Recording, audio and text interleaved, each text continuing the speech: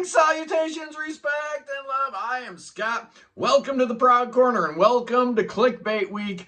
Today, we are doing 20 prog bands, fantastic prog bands, possibly my favorite 20 prog bands, and their absolute worst albums.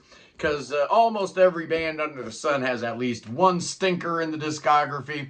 It's very rare that a band can actually, go their entire career and not have a bad album. There's a few bands out there like that. But even the bands that are out there like that, they still have one album that's their worst album, right? So I'm doing 20 prog bands and their absolute nadir, their worst records. I'm doing it in alphabetical order.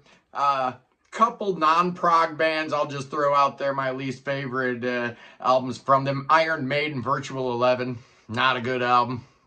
Guided by Voices, Please Be Honest, not a good album.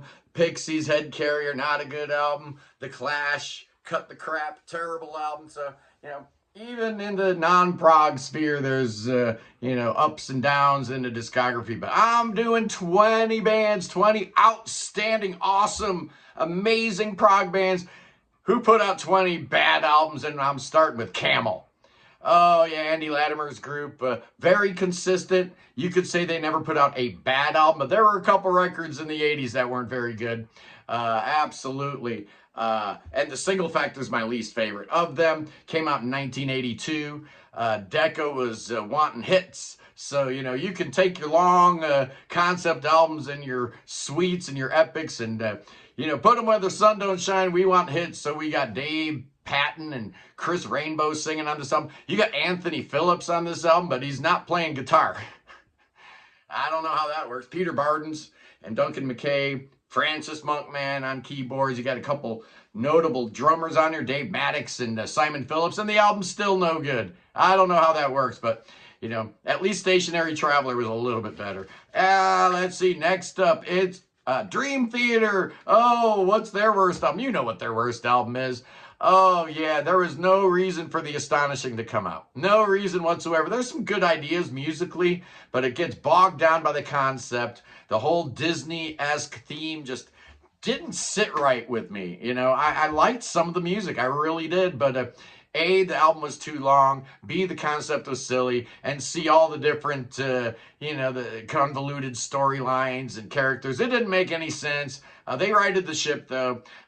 Their next album was good. And now that Portnoy's back, we got nothing to worry about in Dream Theater camp. Do we, boys and girls? Next up, alphabetically, is Emerson, Lake and Palmer. And oh yeah, everybody points to Love Beach, but you know what? Compared to this stinker, Love Beach is close to the edge, and I'm talking about their final album from 1994, In the Hot Seat. This stinker was produced by Keith Olsen, and he should have known better, man. He owned the 80s. He produced everybody from like Rick Springfield to the Scorpions to Pat Benatar. He should have known how to put a good record together. There's only one good song on here. It's the first song. It's called Hand of Truth, and it's outstanding. The rest of this album, avoid at all costs unless you're a completist. Like me, so of course I've got it. Next up, it's the Flower Kangs. Oh, Sweden's great third wave prog band led by the mighty Roine Stolt. They've got 17 albums out or something like that, and I like them all, but there is one that is probably the worst of the bunch, and I'm going with 2019's Waiting for Miracles, their 13th album. Their first one without Thomas Bowden in the band. He and Roine kind of parted ways, and they have Zach Kamens on here from An Endless Sporadic. It's a good album, but it's just, it's not a great album, and actually the records that have come out since are actually better. Not a whole lot of meat on and those potatoes, right? I don't even know what that means. That's stupid. Next up, it's Genesis. Yeah, one of the 10 greatest bands of all time, according to yesterday's episode. But they had a couple of bad albums, and I'm going with their final album as their worst album. No big surprise, Calling All Stations from 1997. This album should have been great, man. Just imagine if they would have hired Nick DiVirgilio full-time on drums, or even better, promote Chester Thompson, right? Because on this album, you got Nick DiVirgilio on like 3 songs, and then Nur Zidkayahu. Okay, on drums. I have no idea who that is. And of course, Ray Wilson did a fine job. But imagine if they would have promoted Chester Thompson and gotten David Longdon. I mean, Genesis might still be going strong today. not a good record. Congo's all right. Shipwreck's all right. One Man's Fool's all right. It's okay. It's just, it's not the Genesis that I want to hear. That's for sure. Next up, staying in the G's with Gentle Giant. You know what their worst album is. It's easy. This one's easy because all their albums are fantastic except for one, which is, I used to hate this album. It's Giant for a Day, obviously. I used to hate this album with a passion, but as time went on, I realized, you know what, for what it is, Giant for a Day is not a horrible album. In fact, I kind of like side one. I think that Thank You song is really, really good. There's a couple of decent tracks on the album as a whole, but it is by far their worst album. Their final album was Civilian, much, much better. But, again, it's a completist thing. If you love Gentle Giant, you're going to have Giant for a Day, even though you really, really don't need Giant for a Day. Ditto my next act. We're going to be talking about Jethro Tall. Oh, the mighty Tall just came out with their, 248th album this year with Curious Room in it. Real, real good stuff. But in 1991, they dropped their 18th album, and it just didn't hit me right at all. I didn't like it. It was Catfish Rising. And they had kind of been on a run of albums I wasn't digging. Crest of the Knave, Rock City, they're all right albums, but Ian had lost his voice and the band had kind of lost their way. And I don't, if I want to hear bluesy Jethro Tull, I'll pick up the first album with Mick Abram on it. The band at this point was Ian Anderson, Martin Barr, Dave Pegg, Doane Perry, and Andy Giddings. And there's some stinkers on here, man. Are you kidding me? Roll Your Own might be the worst song in the Jethro Tull catalog. Like a Tall, Thin Girl. Pass, skip, not good. Next up, Kansas, their absolute worst album. Their 9th album came in 1983. Some people like this album, and those people are dead wrong, because this album's just absolutely terrible. The previous album, you had lost Steve Walsh, so you got a new singer. And then on this album, you don't have Robbie Steinhardt, so you lost him too. So you don't have any of the voices that you normally associate with Kansas, nor do you have a violin. You can't have Kansas without a violin. They would go a couple more albums without a violin when Steve Walsh came back with Steve Morse. But this is not a good record. It's the last record with Kerry Livgren until they had that one reunion record. But yeah, Drastic Measures, drastically awful. It's just bad.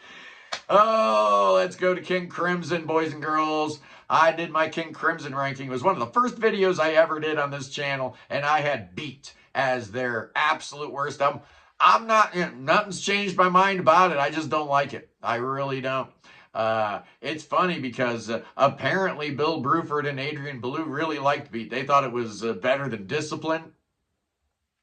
Robert Fripp knew better. He knew it sucked. It's just not a good album. Their 9th album, Discipline, was amazing. I actually like Three of a Perfect Pair a little bit better than Beat. Beat just sounds like a band that really lost their way. They didn't know what they were doing. They had a sound, but they had no songs. That's kind of what Beat sounds like to me. Next up, it's Merillion.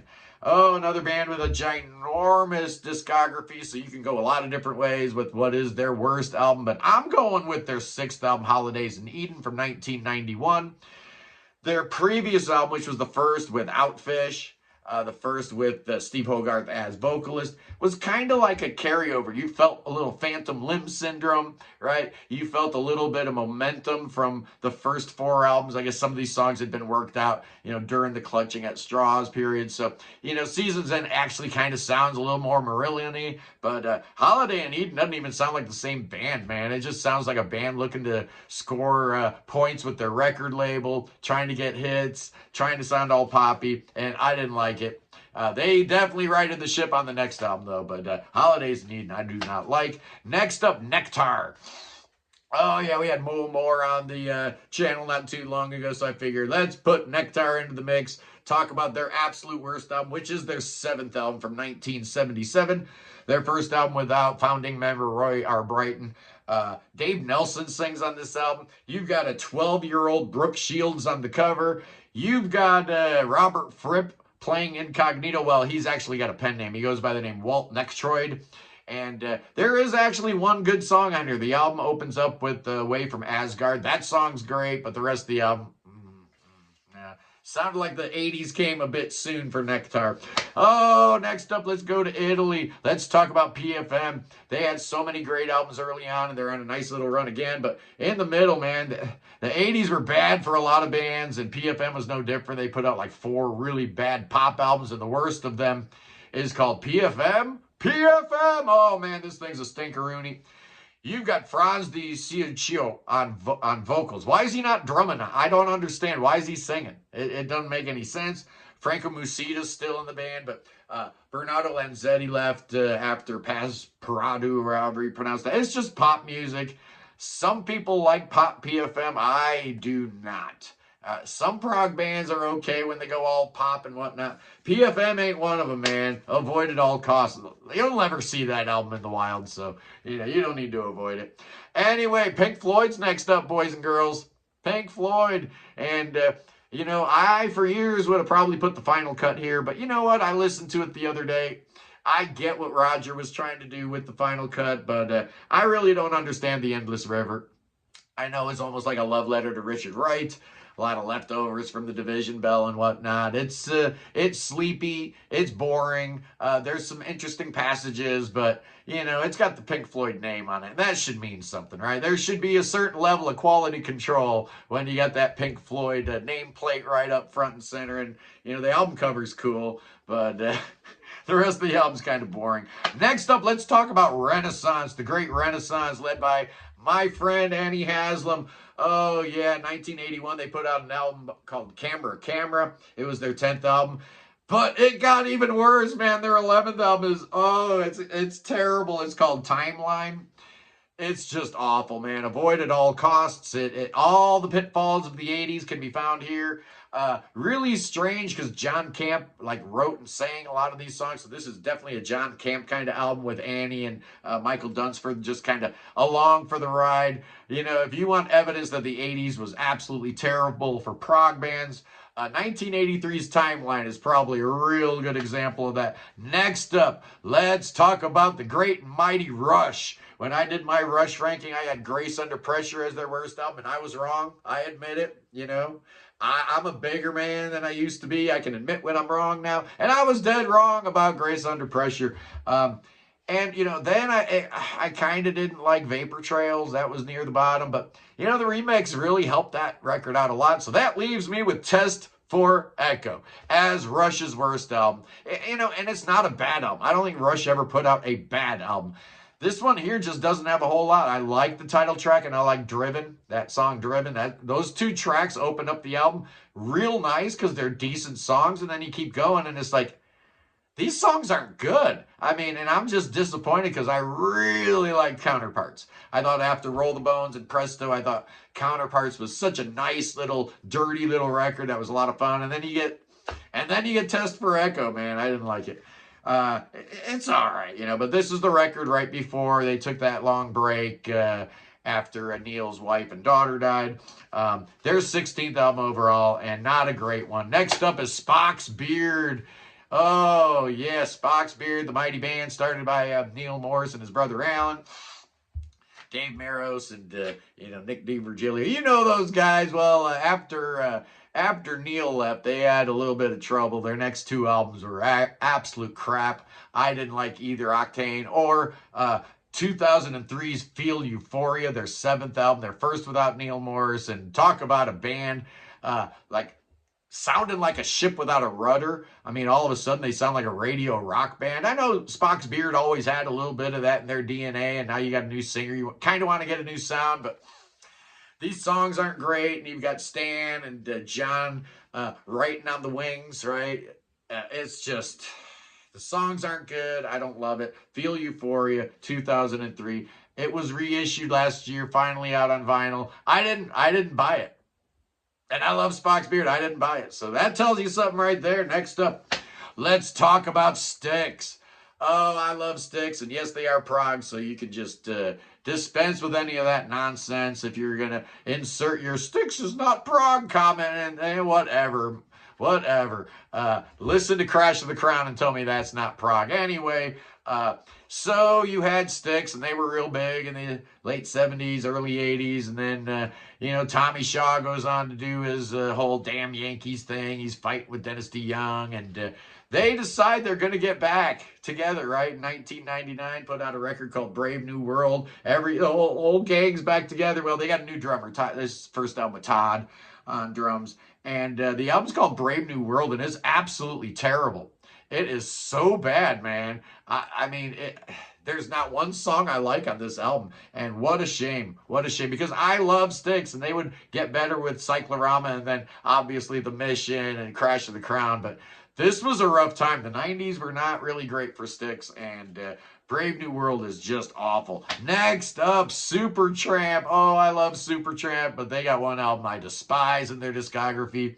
You know what it is. It's their 9th album from 1987, this despicable Free as a Bird, where all of a sudden Rick decided he wanted to experiment with synthesizers and drum machines and all this kind of stuff. It sounds all, like a machine did it, where Supertramp was always one of those bands that had that warm embrace kind of sound, right? They always felt like, they were grounded, unlike a lot of prog bands whose heads were like, in the Andromeda galaxy somewhere out there. Supertramp always felt like they were, grounded, and they were of this earth, right? And now they're flying around like birds with drum machines. The first album without Roger was fine, man. Brother Where You Bound was outstanding. This one here, absolutely terrible. Just so bad. Oh boy, I got 2 more. Next up, it's Vandergraph Generator. Oh yeah, they went away for a while. They came back and put out some really, really cool albums. Present and A Grounding in Numbers. But in 2012, they put out an all-instrumental double album called Alt that goes nowhere. There may be a few interesting themes, like there's maybe 5 or 10 minutes of interesting music on here. But the rest of this just goes on, and it feels like just a jam session, like a bunch of improv. There's no David Jackson at this point. He'd already left the band, so it's just the 3-piece. And it suffers from the weight of expectations, I guess. After Grounding in Numbers, I think people wanted more like that. And they get this weird instrumental album. I didn't like it. I don't think anybody really liked it. Maybe hardcore Vandergraph Generator fans liked it, but it's all instrumental, man. You come to Vandergraph Generator for that weird vocal delivery of Peter Hamill, and if you don't get that, then kind of what's the point?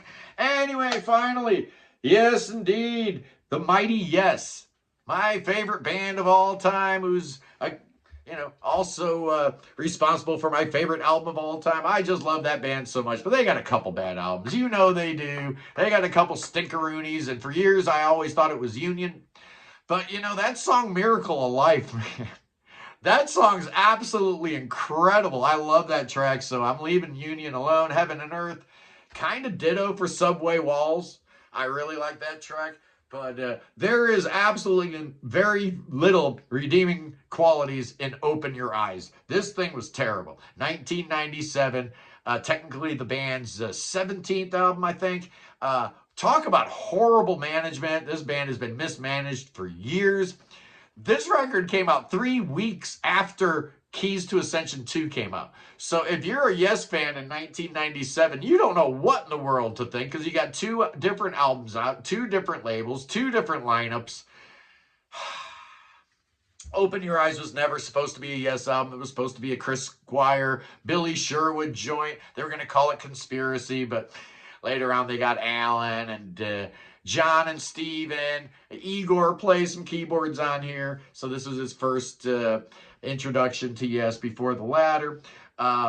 Couple tracks aren't horrible on here. Universal Garden is all right. Fortune Seller's all right. New State of Mind opens things up with a little bit of pizzazz, but it's just a terrible, terrible record. I don't like it at all. Anyway, boys and girls, those are 20 awful albums by 20 great bands. I hope you enjoyed that, and I hope you're enjoying Clickbait Week. I love you guys. Peace in the Middle East, free Tibet, free Ukraine, free your mind, free beer, free Willie, and God save King Chucky III. Save that boy. Oh, no, that boy needs you saving right now. Bring him to America. Bring King Chucky to America. That boy's got the cancer, so we got to get him over here. We got the good doctors, and we got the good pastors. Oh, yeah. Make him swim. He's going to swim all the way to America, boys and girls. That'll do him some good once he gets over here. We're going to hook him up with my pastor. My pastor's going to get that prayer circle going. We've got prayer warriors. Oh, yeah. We're doing all kinds of this, that, and the other thing for the king. But you know what else we're going to do?